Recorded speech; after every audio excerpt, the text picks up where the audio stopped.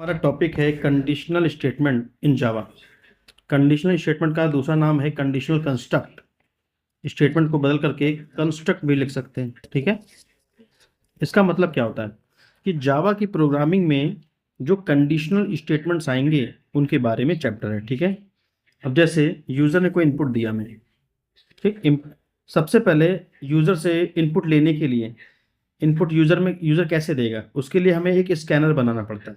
ठीक है, user input उसे बोलते हैं। To get input from user we have to use scanner class. Java में बहुत सारी क्लासेस इनबिल्ट होती हैं, उसमें एक क्लास स्कैनर क्लास होती है, वो भी इनबिल्ट होती है। वो ये यहाँ पे स्कैनर क्लास है और ये एक पैकेज है जावा डॉट यूटिल। ठीक, यूटिलिटी पैकेज में स्कैनर क्लास होती है।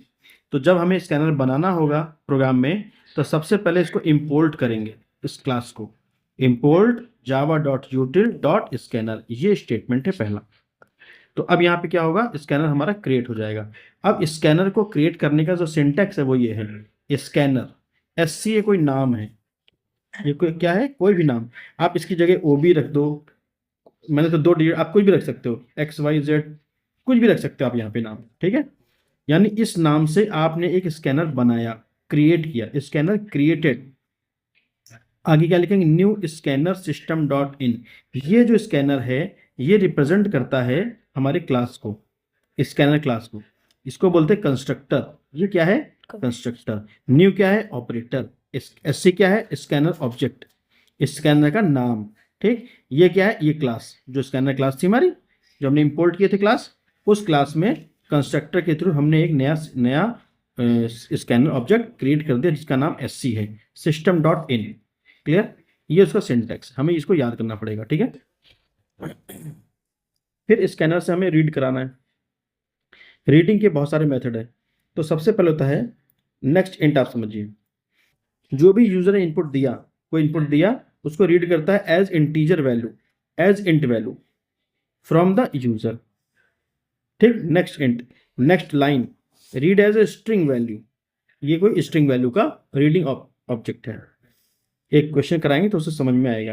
Program to read your name as input and print it. ठीक है, तो सबसे पहले हमें एक इसमें स्कैनर बनाना होगा। तो सबसे पहला स्टेप होता है import java dot util dot scanner colon, then main class, class का नाम है main, public static void main string args। ठीक है, ये हमारा मेन फंक्शन हो गया। मेन जहाँ पे आ जाएगा वो क्या हो जाएगा, हमारा मेन फंक्शन। मेन फंक्शन में अब हमने वही स्कैनर जो भी मैं आपको पढ़ाया था, स्कैनर। अब यहाँ पे इसमें नाम जो रखा है माई ओबीजे रखा है, आप कुछ भी रख सकते हो नाम। स्कैनर क्लास में माई ओबीजे नाम से नया ऑब्जेक्ट क्रिएट हो गया, उसको new scanner system dot in. ठीक है, अब string name SOPLN, enter your name, हमने स्कैनर बना लिया। अब हमने एक यूजर को मैसेज दे दिया एंटर योर नेम, ये प्रिंट हो जाएगा, स्क्रीन पे फ्लैश करेगा। अब यहाँ पे जो भी उसने नाम दिया यूजर ने कीबोर्ड के थ्रू एंटर किया, वो रीड कैसे करेगा, वो उसको रीड करने का फंक्शन होता है next line. Next line function क्या होता है, ये स्ट्रिंग की तरह रीड करेगा, लाइक अ स्ट्रिंग। ठीक है, स्ट्रिंग वैल्यू है। अच्छा, नेम क्या है, नेम ऑलरेडी हमने पहले डिसाइड कर दिया, नेम हमारा स्ट्रिंग है। अगर यहाँ पे नहीं लिखना चाहते हो तो यहाँ पे लिखो string, string name is equal to my OBJ. My OBJ वही स्कैनर है जो भी हमने क्रिएट किया, यहाँ पे ध्यान से देखो, क्लियर, यही क्रिएटेड है। माई ओबीजे डॉट नेक्स्ट लाइन, यानी अब ये स्कैनर इसको एज ए स्ट्रिंग रीड करके नेम में वैल्यू स्टोर कर देगा, नेम वेरिएबल में स्टोर कर देगा। अब हमें प्रिंट को किसको कराना, इसी नेम को प्रिंट करा दें, क्योंकि नेम में तो वैल्यू प्रिंट हो गई है, नेम में वो वैल्यू सेव होगी जो यूजर ने मैसेज दिया। यूजर ने जो भी दिया होगा वो नेम में सेव हो गया। प्रिंट किसको कराएंगे, इसी नेम को, name user name is plus name, इसी नेम को यहाँ पे प्लस लिख के लिख दिया। अब नाम क्या दिया था, अमिता नाम से दिया था यूजर ने। यू एंटर योर नेम सबसे पहले फ्लैश हुआ था, इसकी वजह से जहाँ पे आया था एंटर योर नेम। ठीक, यूजर ने ये एंटर किया, यूजर को ये दिखाई पड़ रहा होगा, फिर अब प्रिंट क्या होगा, user name is Amita. Clear, कोई कंफ्यूजन, आगे देखते हैं। तो सबसे पहले स्कैनर किसे रीड करना और प्रिंट करना सीख लिया हमने। फिर क्या है, program to read name age and salary. क्या नेम बनाना है, रीड करना है नेम एज सैलरी। देखो नेम क्या है, एक स्ट्रिंग है, जो वर्ड होते हैं वर्ड उन्हें स्ट्रिंग बोलते हैं।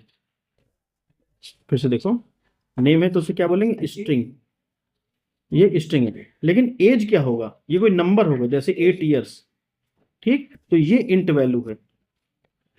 सैलरी क्या होगा, डबल वैल्यू होगा, क्योंकि सैलरी में डेसिमल वैल्यू भी आ सकती है ना, सैलरी डबल होगी। इंट भी कर सकते हो, लेकिन अगर डेसिमल में आ गया सैलरी तो डबल में चला जाएगा या फ्लोट में जाएगा, ठीक। तो अलग अलग तरह के वेरिएबल्स हैं, डेटा टाइप ही अलग अलग है। तो अब इसको कैसे कराएंगे, इम्पोर्ट जावा dot util dot scanner class main public static void main string ये आरजीएस, ये वैसे ही था माई ओबीजे, हमने नया स्कैनर बना लिया, यहाँ तक पुराना था। SOPLN enter your name comma age comma and salary, ठीक, नेम एज सैलरी एंटर करा दी। तो ये जब रीड करेगा तो सब स्ट्रिंग में रीड करेगा, क्योंकि यहाँ पे क्या है, नेम क्या है, स्ट्रिंग है, माई ओबीजे डॉट नेम स्ट्रिंग, ये सब एज ए स्ट्रिंग रीड कर लेगा। अच्छा, पहला वाला नेम, फिर जब कॉमा लगा दिया, दूसरा एज, एज को कैसे रीड कराएगा, नेक्स्ट इंट से, next int my OBJ dot next int, int वाला एज हमारा इंटीजर वैल्यू हो जाएगा। फिर सैलरी, सैलरी को डबल में, नेक्स्ट डबल, वर्ड को नेक्स्ट लाइन, इंट को नेक्स्ट इंट, डबल को नेक्स्ट डबल, इतना हमने स्टोर करा दिया। अब प्रिंट क्यों कराएंगे, नेम को, एज को और सैलरी को, नेम को प्रिंट करा दिया, एसओपीएल है, name is equal to plus name, age is equal to plus age, salary is equal to plus salary, इस तरह आउटपुट आ जाएगा।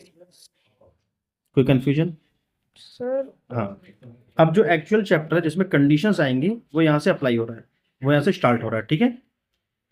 कंडीशन क्या है, कंडीशन और डिसीजन दो बातें समझो, मैं समझाता हूँ। कोई भी चीज़ स्टार्ट हुई है और कंडीशन ये लगी, जैसे आप रेडी हो गए स्कूल जाने के लिए, ठीक, अब कंडीशन ये है, अगर आपकी स्कूल बस, जिस आप स्कूल बस से स्कूल जाते हो, स्कूल बस आएगी तो आप स्कूल जाओगे, अदरवाइज नहीं जाओगे। तो स्कूल बस का आना, इट इज अ कंडीशन।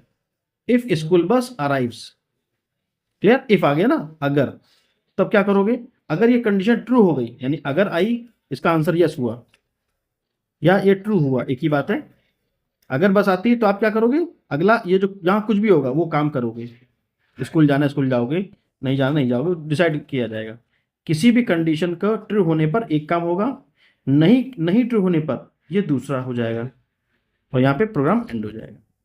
इसे बोलते हैं conditional, that is if else के स्टेटमेंट्स। अभी आगे और पढ़ेंगे इसको, ठीक है।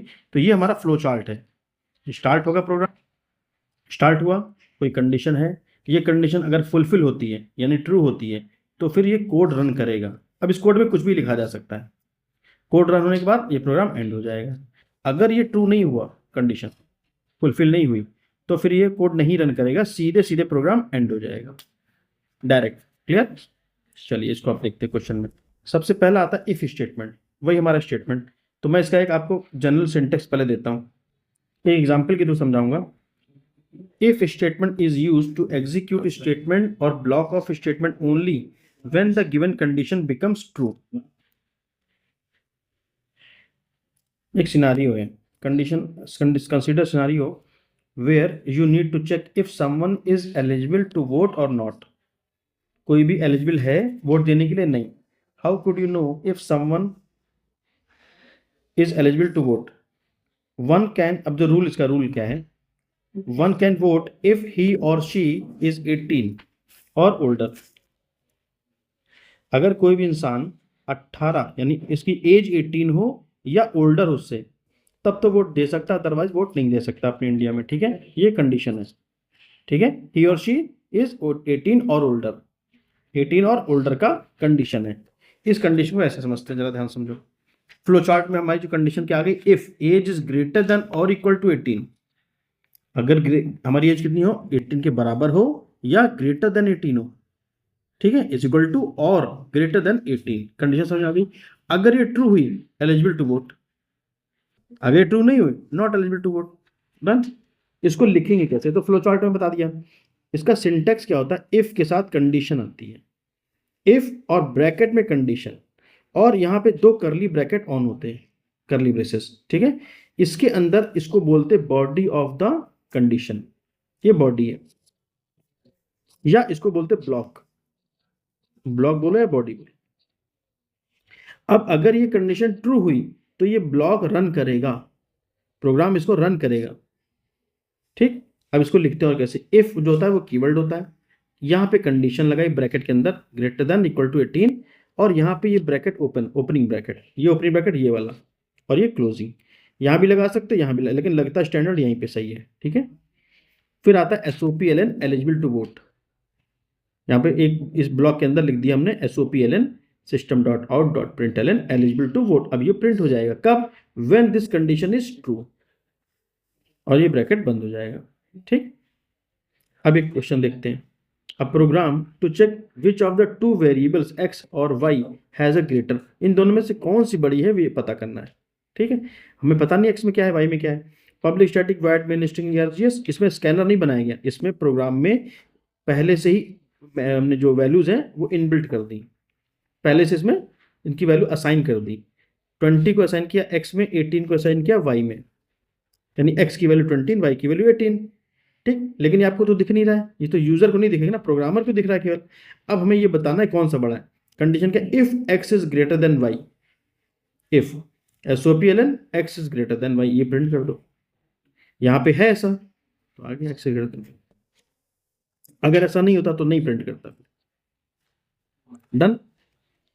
इसे बोलते हैं डायरेक्ट असाइनमेंट। ये जो यहाँ असाइनमेंट हो वैल्यूज का, it is called direct assignment, ठीक है। और अभी इससे पहले हमने आपको बताया था स्कैनर। स्कैनर का मतलब क्या हुआ, यूजर से वैल्यू हम ले लेंगे, तो जो कोर्स में पढ़ना होगा बेसिकली स्कैनर से ही होता है। लेकिन ये जब इस बहुत छोटे से प्रोग्राम बनाना है तो डायरेक्ट वैल्यू असाइन करके दिखा दिया कि स्कैनर कुछ भी वैल्यू आई उसको हमें इफ से समझा दिया हमने, ठीक।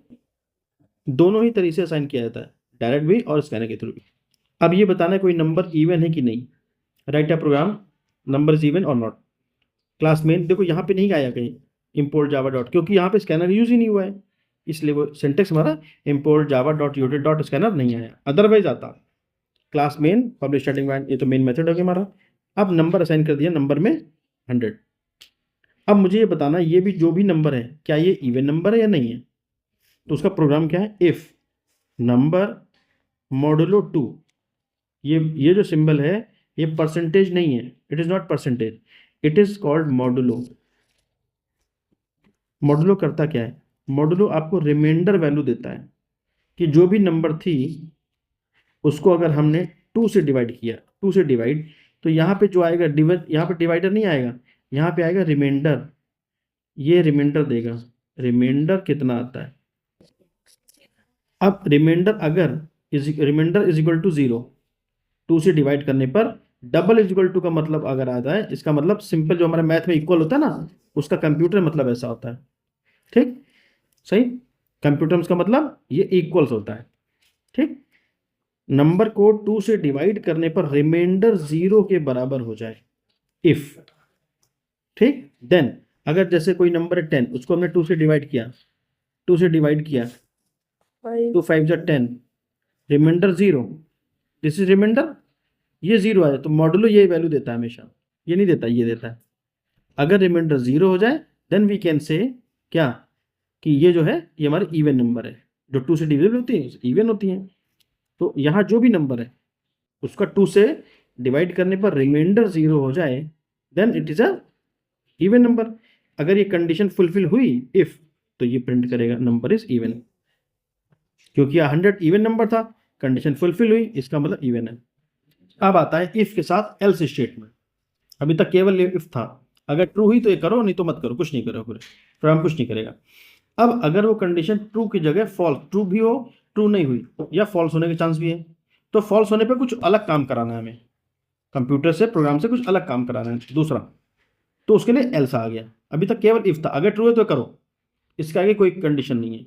लेकिन अगर वो कंडीशन फॉल्स हो जाए तो फिर ये दूसरा कोई काम असाइनमेंट हो जाता है उसके लिए, तो यहाँ पे आ जाएगा इफ एल्स। जैसे if age is 18 not eligible to vote, ये फॉल्स हो गई, अच्छा फॉल्स में ये है, ट्रू में क्या था एलिजिबल टू वोट, फॉल्स में क्या डाल दिया, अब ये प्रिंट कर दो नॉट एलिजिबल टू वोट, ठीक है। सेम वैसे ही था, इसका सिंटेक्स क्या है, इफ लगता है कंडीशन, जब इफ वाला जो ब्लॉक खत्म हो जाता है ना, ये ब्रेसेस यहाँ पे मैंने बता दिया, तो दूसरा उसी के ठीक नीचे इफ के नीचे जाते हैं एल्स, एल्स का फिर ये बॉडी हो जाता है ब्लॉक, एल्स में ये प्रिंट करा दो, इफ ये अगर ट्रू है तो ये, एल्स ये, क्लियर।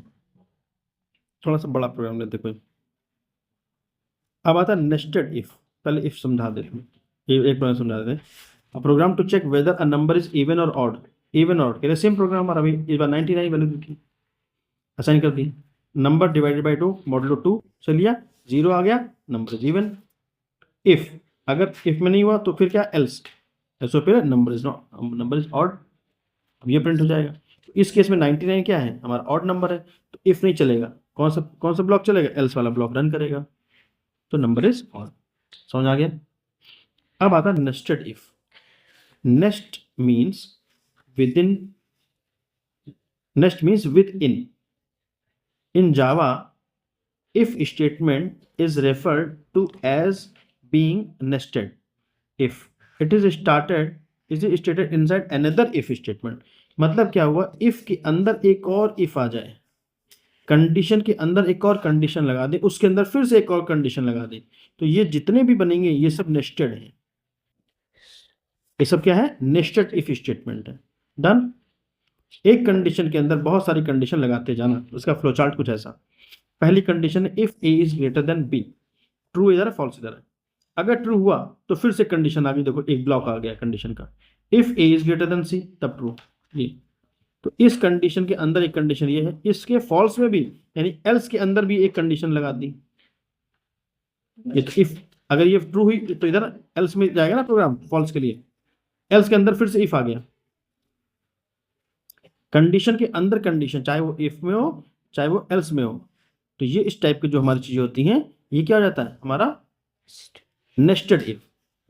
सिंटेक्स क्या होता है, इफ कंडीशन, उसके अंदर फिर से देखो इफ कंडीशन, ये इफ एल्स तो साथ में आएगा ही आएगा, फिर इसका इस इफ का एल्स है, उसके अंदर फिर से कंडीशन। तो ये ऐसे चीजें, ऐसे लूप्स को क्या बोलते हैं, कंडीशंस। इफ के अंदर इफ, नेस्टेड लूप्स। ये जो चैप्टर है बेसिकली इसका दूसरा नाम है लूप। ठीक है, क्या नाम है इसका, लूप नहीं है, ये कंडीशनल ही है, वो दूसरा होता है। लूप का मतलब होता है कोई काम को बार बार रिपीट करना, उसको एक दूसरा चैप्टर है इटरेशन, उसका नाम सही है इटरेशन, आगे पढ़ेंगे उस चैप्टर को, अभी नहीं पढ़ेंगे। इटरेशन, लूपिंग, ठीक है। इसमें आता है फॉर लूप, ठीक है, वाइल लूप, डू वाइल आता है, इस तरह के लूप्स आते हैं, इनको लूप बोलते हैं, ठीक है, आगे पढ़ाएंगे। इसे बोलते हैं कंडीशंस में, ठीक है। कंडीशन, इफ कंडीशन में इफ आता है, इफ एल्स आता है, इफ एल्स, इफ एल्स, इस तरह आते रहते बहुत सारे। फिर आता है नेस्टेड इफ, फिर दूसरा आता है नेस्टेड इफ, बस इतना ही होता है बस मेन, ठीक है। चलो देखते हैं जरा, कोई प्रोग्राम है इसमें, तो कंडीशन ही बताई इन्होंने, आगे देखते हैं। अब जैसे कि है ये पूरा प्रोग्राम है, if A is greater than c, उसके अंदर फिर से a is greater than c, also fill in this, else c is largest, मतलब इस तरह बहुत सारी चीजें बनती हैं। अब क्वेश्चन करेंगे तो समझ आएगा।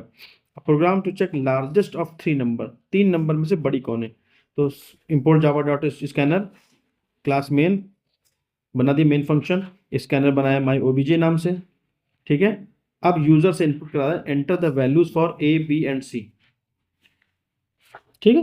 अब ये फ्लैश हो गया, ठीक।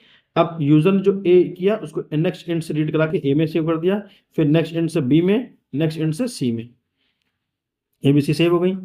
अब पता नहीं यूजर ने क्या दिया है, कौन सी बड़ी वैल्यू है, तो इसमें हमने एक कंडीशन लगाई, if A is greater than c, अगर ए सी से बड़ी है, the largest number is a, ठीक, ऐसे लगा दिए। एल्स अगर ऐसी बड़ी नहीं है, ऐसे the largest number is C, अगर ए सी से बड़ा है तब तो ये दिखा दिया भाई ए है, otherwise largest number is C. सही। बी कहाँ गया, नहीं सबसे पहले कंडीशन मिस हो गई, सबसे पहले लिखा if A is greater than B. अब देखो ध्यान से, एक नंबर ए है, एक नंबर भी समझाने के पॉइंट ऑफ व्यू से मैं ले रहा हूँ, ठीक है। अगर ए बी से बड़ी हो, ए इससे बड़ी हो, पहली कंडीशन क्या, ए इससे बड़ी हो, जैसे मान लेते हैं इसकी वैल्यू थी 7, इसकी वैल्यू थी 8, इसकी वैल्यू थी 9, समझाने के पॉइंट ऑफ व्यू से।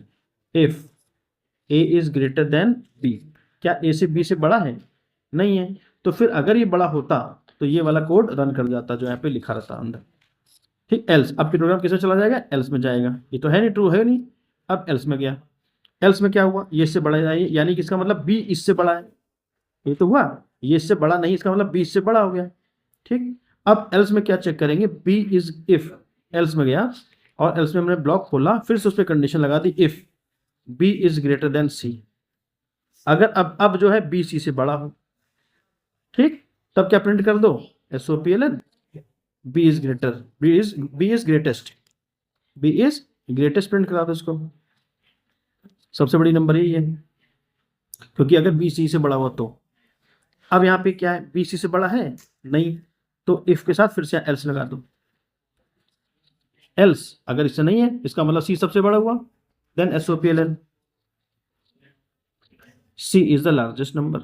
कुछ भी प्रिंट करा दो जैसा मैं मैसेज देना है, सी इज लार्जेस्ट नंबर या ग्रेटेस्ट नंबर। खत्म, आया समझ में। कंडीशन के अंदर कंडीशन, तो पहली कंडीशन थी अगर ए बी से बड़ा हो, फिर दूसरी कंडीशन ए सी से भी बड़ा हो। अगर ए बी से बड़ा है और ए सी से भी बड़ा है तो ए इज द लार्जेस्ट नंबर हो गया, द लार्जेस्ट नंबर इज ए। अगर ऐसा नहीं हुआ तो प्रोग्राम एल्स में गया, एल्स में क्या है, the largest number is C. अब देखो सीधे सीधे इसमें, the largest number is C. अगर ऐसा नहीं होता है, कैसा, इस इफ, ये जो एल्स है ये इस इफ के साथ वाला है। ऐसा क्यों मैंने कहा, इसमें पता नहीं चल रहा, सिंटेक्स इन्होंने अलग से लिखा, मेरा अलग से है। इस एफ के साथ ये वाला एल्स है, अंदर इस ब्लॉक के अंदर है, इनसाइड द एल्स है। ऐसे इसमें पता नहीं चल रहा है इनकी बुक में, ठीक है। ऐसा एग्जाम्पल हमारा नेस्टेड लिफ का हो गया, ठीक। अब जैसे दूसरा प्रोग्राम, अब program to check the values of a and b, a की वैल्यू है, बी की वैल्यू है, चेक करना है। चेक करने का कोई मतलब नहीं, ए इज 10 एंड, अच्छा सीधे से वैल्यू प्रिंट करना है, ए की वैल्यू क्या है, बी की वैल्यू क्या है। कंडीशन है if A is equal to 10, फिर उसके अंदर if B is equal to 20, ऐसे फिर इसको प्रिंट कर दो बस। अगर ए की वैल्यू 10 है, बी की वैल्यू 20 के इक्वल है तो इसको प्रिंट कर दो, अदरवाइज नहीं प्रिंट करेगा। इफ एल्स इफ लेटर, जो मैंने सेकंड टाइप बोला था, इफ एल्स इफ, ठीक है। जैसे ऐसे बहुत सारी चीजें आती हैं, जैसे इसमें एक या दो कंडीशन से हमारा काम नहीं चलता है। जैसे डेज आ गए, अगर टाइम हमारा 10 बजे से कम है, लेस देन 10 है, तो उसे क्या बोलेंगे, गुड मॉर्निंग। अगर 10 से ऊपर हो गया तो क्या फॉल्स हो गया कंडीशन। फिर क्या होगा, टाइम इज लेस देन 18, 18 मतलब 6 PM, 18 मीन्स 6 PM। अगर उससे कम है तो गुड डे। अगर ये भी फॉल्स हो गई तो फिर क्या, अब ये गुड इवनिंग में कन्वर्ट हो जाएगा। तो ऐसे बहुत सारी हमें प्रोग्रामिंग में कंडीशंस आएंगी जहाँ पे हमें बहुत सारी कंडीशंस लगानी पड़ती हैं, एक नहीं बहुत सारी। तो उसके लिए हम यूज करते हैं इफ एल्स इफ लेटर, वही इफ एल्स को बार बार रिपीट करते हैं, ठीक है, इन द रिपीटिंग मोड। जैसे भाई good day, good morning, good evening का प्रोग्राम, 3 कंडीशन हो गई, 4 4। अब जैसे टाइम अगर हमारा 22 है, 22 means what, and time is less than 10। यहाँ पे ये 22 10 है। प्रोग्रामिंग में जो जो टाइमिंग होती है वो AM PM नहीं होती है। 12 PM के बाद जो ये 1 PM आता है, 1 PM को 13 लिखते हैं, 2 PM को क्या लिखेंगे, 14।